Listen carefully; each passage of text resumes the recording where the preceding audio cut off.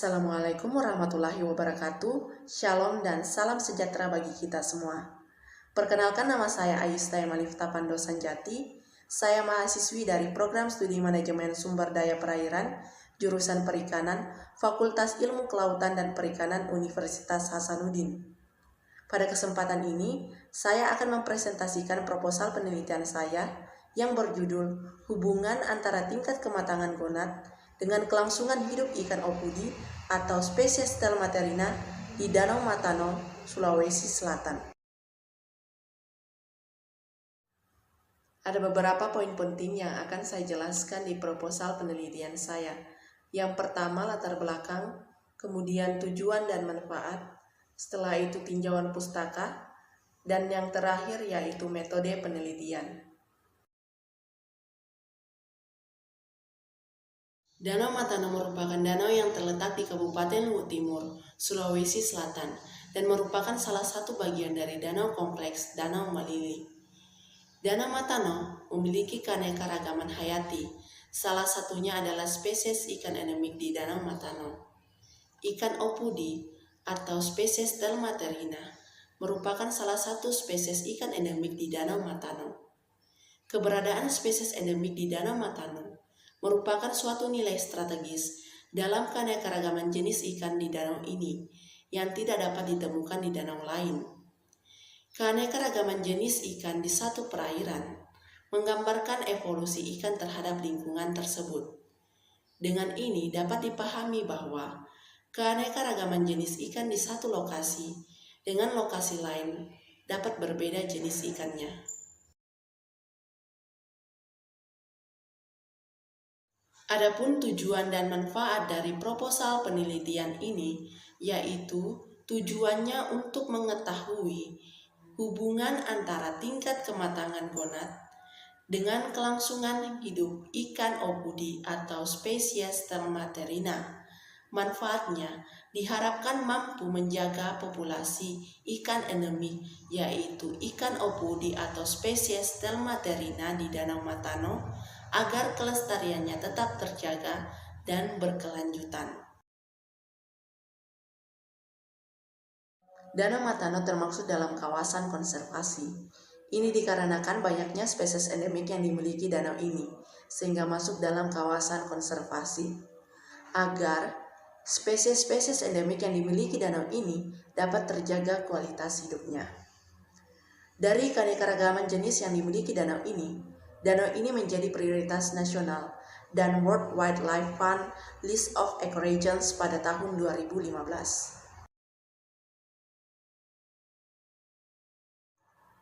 Kita bisa melihat klasifikasi dari ikan opudi menurut Kotelat dan kawan-kawan tahun 1993. Ikan opudi termasuk dalam ordo Arteriniformes dan genus Telmaterina. Ikan opudi atau spesies Telmaterina memiliki warna yang berbeda antara ikan jantan dan ikan betina. Garis sisi pada ikan opudi tidak terlihat atau hampir tidak ada. Bentuk badan dari ikan opudi yaitu siprinoid dan memiliki duri yang sederhana pada bagian sirip punggung. Ikan ini hidup di bagian litoral danau dan menyimpan telur-telurnya di substrat berlumpur atau berpasir, bebatuan, dan tumbuhan air. Proses reproduksi diawali dengan pertemuan antara dua gamet atau biasa disebut dengan fertilisasi, yang kemudian akan melebur membentuk satu sel yang biasa disebut dengan zigot. Zigot akan tumbuh dan berkembang menjadi embrio. Tingkat kematangan gonad atau TKG didefinisikan sebagai tahap perkembangan gonad sebelum dan sesudah ikan bertelur atau sudah memijak. Tingkat kematangan gonad pada ikan opudi dijabarkan menjadi 5 tahap, yaitu TKG 1 belum terjadi perkembangan, TKG 2 terjadi perkembangan yang baru, TKG 3 berkembang, TKG 4 tingkat akhir, dan TKG 5 pasca pemijahan. Tahap ini merupakan tingkat kematangan gonad pada ikan jantan dan ikan betina.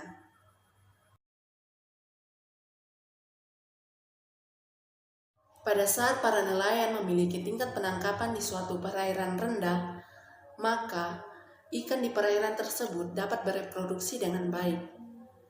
Dan jika penangkapan di suatu perairan terlalu tinggi, maka terjadi penurunan populasi terhadap jenis ikan tersebut. Banyaknya ikan opudi yang tertangkap di Danau Matano disebabkan ikan ini hidup di bagian litoral danau dan melakukan pemijahan di bagian litoral.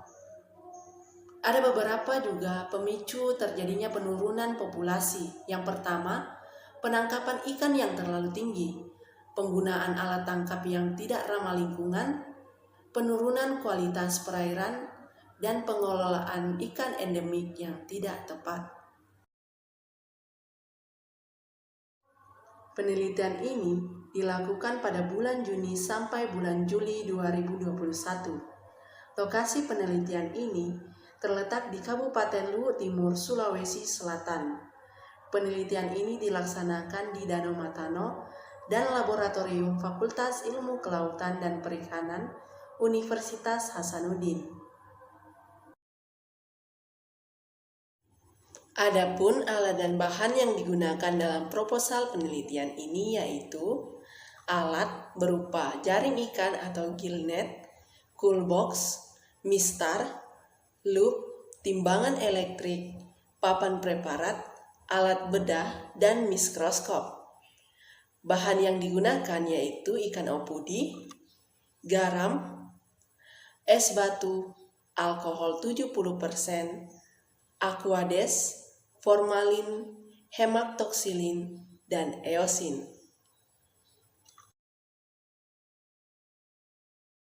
Adapun prosedur kerja dari proposal penelitian ini yaitu sampel yang digunakan adalah sampel ikan jantan dan sampel ikan betina. Ikan yang telah ditangkap kemudian dimasukkan ke dalam cool box yang berisi es batu, garam, dan bahan pengawet lainnya yang berguna untuk menjaga kesegaran dari organ-organ ikan. Setelah itu, ikan dibawa ke laboratorium.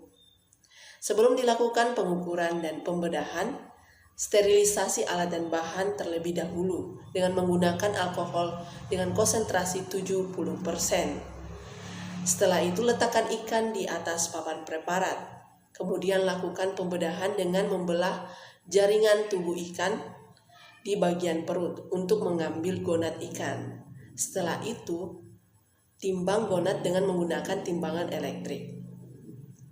Kemudian gonad ikan diberi hematoksilin dan eosin sebagai zat warna untuk diamati di bawah mikroskop.